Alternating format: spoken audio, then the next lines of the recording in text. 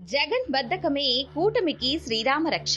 జగన్ గోల చేసే లోపే సర్దుకుంటున్న కూటమి. అన్యాయంపై ప్రశ్నించే లోపే దిద్దుబాటు చర్యలు. వైసీపీకి ఏమాత్రం ఛాన్స్ ఇవ్వని ప్రభుత్వం. జాగ్రత్తగా గమనిస్తే వైఎస్ జగన్ కు పోరాటం చేసే ఛాన్స్ ఇవ్వడం లేదు కూటమి ప్రభుత్వం. ఫర్ ఎగ్జాంపుల్, పొగాకు రైతుకు గిట్టుబాటు ధర లభించక సతమతమవుతున్న వేళ జగన్ పోరాటానికి పిలుపునిచ్చారు. పొగాకు మార్కెట్ కు వచ్చి రైతుల పక్షాన నిలబడ్డారు కూడా. కానీ అదే సమయంలో కేంద్ర మంత్రినే పిలిపించి పొగాకు బోర్డు తరపున ఇంకాస్త ఎక్కువ ధర ఇచ్చి కొనాలంటూ కోరారు సీఎం చంద్రబాబు. సో రైతు హ్యాపీ. ఆ తర్వాత మామిడిని రోడ్లపై పారబోయాల్సిన పరిస్థితి. అప్పుడు కూడా వైఎస్ జగన్ మామిడి రైతుకు అండగా వచ్చారు. జగన్ వస్తున్నారని తెలిసి మామిడి మద్దతు ధరను పెంచారు. రైతుకు కొంతవరకు ఉపశమనం. మొన్నటికి మొన్న యూరియా కొరతపై ఆర్టీఓ ఆఫీసుల దగ్గర ఆందోళనలు పిలుపునిచ్చింది.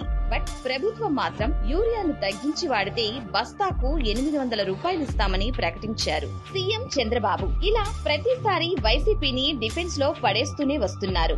నిజానికి మెడికల్ కాలేజీల ప్రైవేట్ పరం అంశంలో వైసీపీకి బంగారం లాంటి అవకాశం దక్కింది. పోరాటానికి బోలెడంత స్కోప్ ఉంది. కానీ అనుకున్న మైలేజ్ దక్కించుకోలేకపోయింది. ఎందుకంటే పీపీపీ మోడల్లో మెడికల్ కాలేజీలను ప్రైవేట్ కు ఇస్తున్నారన్న విషయం జనానికి కనెక్ట్ అవ్వడం లేదు. ఈ విషయంలో ప్రజలకు అర్థమయ్యే రీతిలో చెప్పడంలో ప్రతిపక్షం దారుణంగా విఫలమయ్యింది. సో ఇక్కడ ప్రభుత్వానిదే పైచేయి అయ్యింది. ఇలా ఏ ఒక్క విషయంలోనూ వైసీపీకి దక్కకుండా చేస్తూ పైచేయి సాధిస్తుంది కూటమి ప్రభుత్వం. కాకపోతే ఒక విషయం గమనించాలక్కడ.